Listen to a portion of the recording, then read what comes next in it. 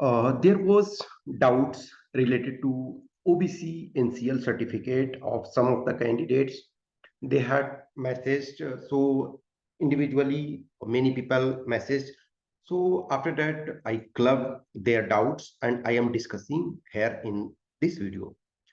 First of all, what is OBC and what is OBC NCL?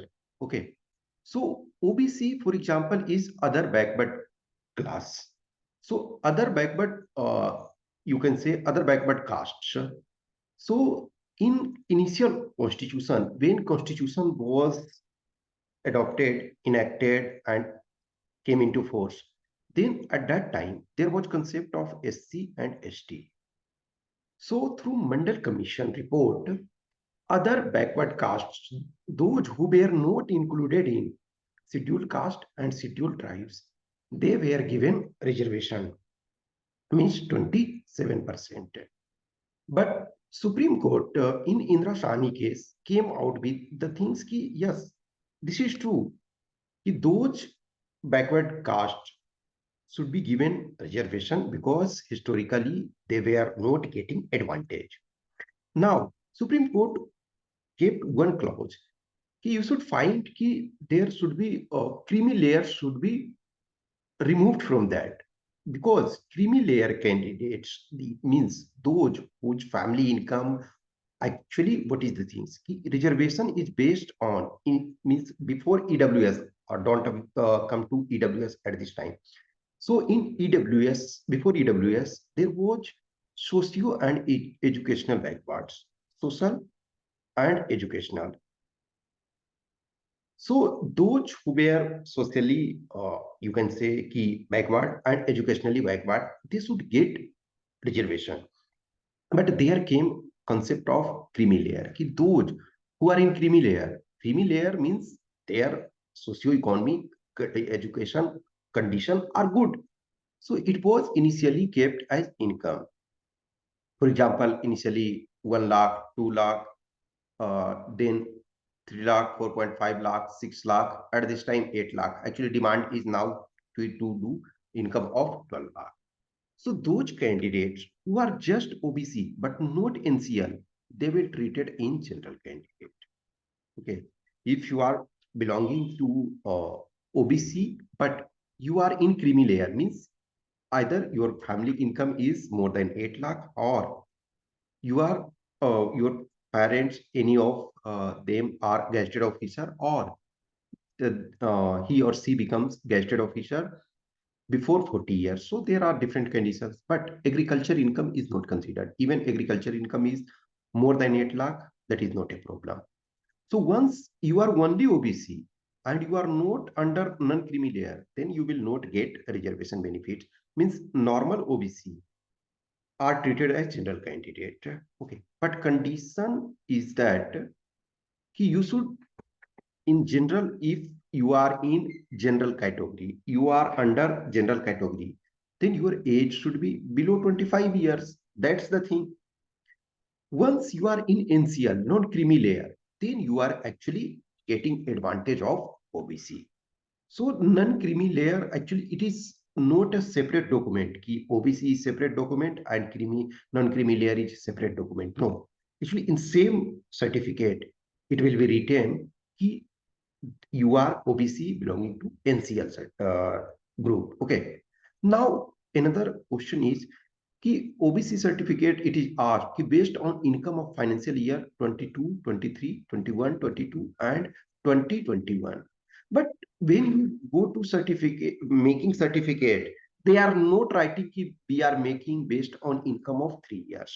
Now question arises कि then what is the use of writing 3 years?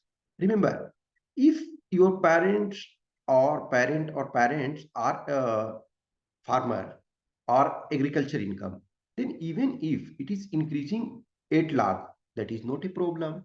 So you are making for 1 year, but your father is farmer. So in this year also he was farmer, in this year also he was farmer, and in this year, so there is no problem. Next, for example, your parents are in job. So there is income tax return ITR. So you are filing ITR. Even if you are making OBC NCL certificate based on income of 22-23, then obviously in last 3 years, obviously in general I'm saying, if in 22-23 your father's salary was somewhere 7.5 lakh, then obviously in this year it was lesser in general, unless otherwise incomes are derived from other sources also. So in that case, for example, you have to show ITR of last 3 years, but in that OBC NCL certificate that will not be there, वो आपका उसमें situation नहीं होगा। अब एक ये चीज होता है कि जो डेट है, तो इस बार स्पेसिफिक लिखा हुआ है कि जो आपका सर्टिफिकेट होना चाहिए वो 1 अप्रैल 2023 से लेकर के लास्ट डेट आपका फिल करने का, फॉर्म फिल करने का 16 मई है। तो 16 मई 2023 के बीच का बना हुआ होना चाहिए। यदि इस बीच का नहीं बना हुआ है तो आपका सर्टिफिकेट जो है वो वैलिड नहीं होगा। ओके, ये अब एक और चीज है कि आप ओबीसी जो NCL certificate, OBC NCL certificate जो बनता है, एक्चुअली आपको जरूरत इसकी होती है, लेकिन इस सर्टिफिकेट को बनाने से पहले 3 सर्टिफिकेट की आपको जरूरत होती है। वो क्या है? इनकम की, इनकम सर्टिफिकेट। तो वो इनकम क्या है? आपके फादर के नेम से बनता है या पेरेंट्स जो भी हैं, इन जनरल फादर हैं तो फादर के नाम से, और यदि नहीं तो मदर के नाम से आपका बनेगा। मदर और फादर कोई सपोज किसी ऐसे कैंडिडेट एक हैं जिनके नहीं है तो उनके गार्जियन के नाम से बनेगा। तो इनकम सर्टिफिकेट, तो इनकम सर्टिफिकेट वो आपका एवरी ईयर एक तरह से न्यू, जब आप बनाओगे तो आपको न्यू का चाहिए। एक आपका कास्ट सर्टिफिकेट, कि आपका जो कास्ट है, your cast should be in central list of OBC. आपके ओबीसी के स्टेट वाइज वो लिस्ट होता है, उसमें आपका सेंट्रल लिस्ट में जो ऑब्वियसली एक स्टेट का जॉब के लिए में भी कुछ कास्ट ऐसे होंगे जो स्टेट गवर्नमेंट उनको ओबीसी का रिजर्वेशन दे रही है, लेकिन in the I of central government, union government, your cast is not under central list, then you will not get reservation. So your caste is if in central list, then you are getting. So आपका cast, तो cast तो change नहीं होता है, वो कहते हैं ना जो कभी नहीं जाती वही जाती। और परमानेंट रेसिडेंस, जो आपका रेसिडेंस है, तो रेसिडेंस सर्टिफिकेट जो है, आवासीय प्रमाण पत्र, तो ये भी ये आपका में भी चेंज हो सकता है ना, क्योंकि आप कहीं शिफ्ट कर गए हो परमानेंट रूप से, या वहीं आपने लैंड वैंड खरीद लिया जो भी।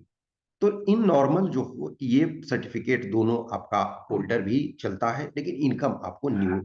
तो ऑब्वियसली आपको टाइम लगता है हर जगह सर्टिफिकेट बनाने में, तो आपको पहले बनाने के पहले 3 सर्टिफिकेट चाहिए। इनकम सर्टिफिकेट वो आपके फादर के नेम से बनता है, कास्ट सर्टिफिकेट वो आपके नेम से, और रेसिडेंस सर्टिफिकेट जो है आपके नेम से, ऑब्वियसली आपके फादर का नेम उसमें से लिखा हुआ। तो जब इन तीनों सर्टिफिकेट को आप बना लेते हो तब आपका ओबीसी एनसीएल होता है, और एक्चुअल जो जमा करना पड़ता है आपको यही वाला जमा करना पड़ता है। अब इन नॉर्मल हर स्टेट में जो अथॉरिटी है जो इशू करते हैं, वो अथॉरिटी डिफरेंट होते हैं। मान के चलो कि बिहार फॉर एग्जांपल है, तो बिहार में आपका सीओ बनाते हैं सर्किल ऑफिसर, आरओ जो रेवेन्यू ऑफिसर होते हैं वो प्रमोट होकर के सीओ बनते हैं। अब या फिर कुछ को आरओ को ही, जो आरओ हैं उन्हीं को सीओ का चार्ज दे दिया जाता है, तो वो सीओ आपके सर्किल ऑफिसर बनाएंगे। उसके बाद आप उसका एसडीओ या एसडीएम उनसे काउंटर साइन करा लोगे, और मे बी आप डीएम से भी साइन करा लेते हो। कुछ स्टेट में नायब तहसीलदार होते हैं, एनटी होते हैं नायब तहसीलदार, तो नायब तहसीलदार से आप बनवाओगे, लेकिन उसके बाद तहसीलदार, कुछ जगह तहसीलदार ही बनाते हैं, तो तहसीलदार जहां बनाते हैं तो ठीक है, तहसीलदार से आप बना लोगे। लेकिन जहां नायब तहसीलदार आपके बनाते हैं, वहां आपको तहसीलदार से काउंटर साइन करवाना पड़ेगा, क्योंकि मिनिमम जो लिखा हुआ है कम से कम तहसीलदार लेवल का होना चाहिए। लेकिन यहाँ जो है आपने सीओ से बनाया तो सीओ से एसडीओ या एसडीएम से बना लो। अब यहाँ भी तहसीलदार से आपने बनाया, उसके बाद आप डीएम या डीसी से चाहो तो करा लो, तो ज्यादा बेटर है। और यदि नहीं कराते हो तब भी कोई दिक्कत नहीं है, क्योंकि मिनिमम तहसीलदार लेवल का आपको चाहिए। तो आई होप कि जो चीजें हैं इसमें से बेसिक। अब एक और चीज है कि यदि आप ओबीसी सर्टिफिकेट, ओबीसी के फॉर्म पर भरो हो फॉर्म, लेकिन आपका एज जो है 26 ईयर हुआ, 26 ईयर हो गया, तो आप जनरल में तो अब ट्रीट हो ही नहीं सकते हो। बाद में पता चला आपका कि सर्टिफिकेट आपका सही नहीं था, आपने सर्टिफिकेट जिस अथॉरिटी से साइन कराना था वो नहीं कराया, या आपका सर्टिफिकेट विद इन जो टाइम फ्रेम डेट था वो पे नहीं है, तो आपकी कैंडिडेचर कैंसिल हो जाएगी, क्योंकि आप जनरल के कोटे को, जनरल क्राइटेरिया क्वालिफाई नहीं कर रहे हो। तो आपका यदि सर्टिफिकेट वैलिड नहीं होता है, सर्टिफिकेट आपका वो एक्सेप्टेबल नहीं है, तो आपका कैंडिडेचर जो है वो रिजेक्ट कर दिया जाएगा।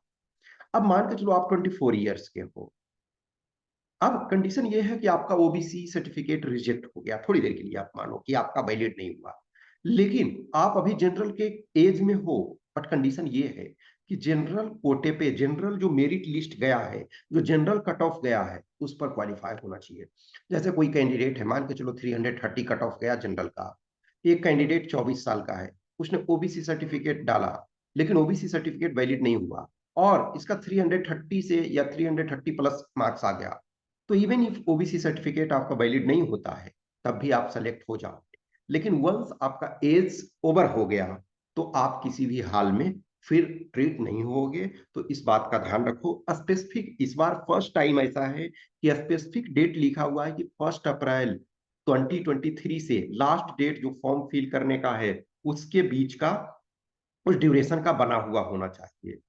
तो आई होप जो भी मेजोरिटी इशू हैं वो मैंने आपको सोल्व कर दिया, वो मैंने आपको बता दिया। फिर भी कुछ भी क्वेश्चंस, क्यूरी, डाउट्स होता है, तो आप हमें कमेंट बॉक्स में कमेंट करें, या फिर जो ये व्हाट्सएप नंबर 8527146498 या टेलीग्राम नंबर 7404909669 पे मैसेज कर सकते हो।